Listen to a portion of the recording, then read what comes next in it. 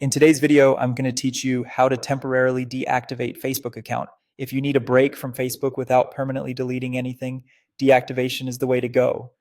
It hides your profile, pauses your activity, and lets you come back later with everything intact.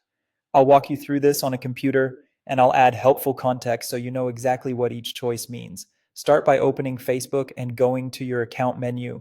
On desktop, that's usually the profile or menu icon in the top right corner. Click it, then choose Settings and Privacy. From there, click Settings. If Facebook's layout has changed for you, look for the same wording or use the search bar inside Settings to find what you need. Next, open the Meta Account Center. This is where Facebook manages settings shared across Meta services, including connected profiles. You'll see sections for your personal details and account controls. Inside Account Center, select Personal Details. This is where Facebook stores your identity information, but it also includes the controls you need for managing your account status. Now choose Account Ownership and Control. This section is designed for bigger actions like deactivation and deletion, so take your time here. Click Deactivation or Deletion. Facebook will show you two options. Deactivation is temporary and reversible. Deletion is permanent and removes your data after a grace period. For our purpose, choose Deactivate Account.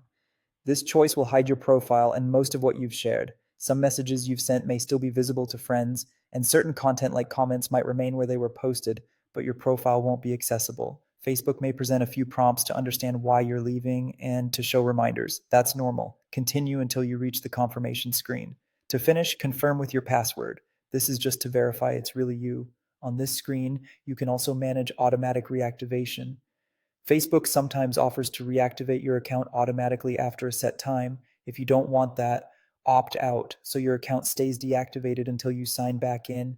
Review any final options shown, then confirm. When you're ready to return, simply log in with your usual credentials and your account will reactivate. If Messenger remains active during deactivation in your region, you can still chat.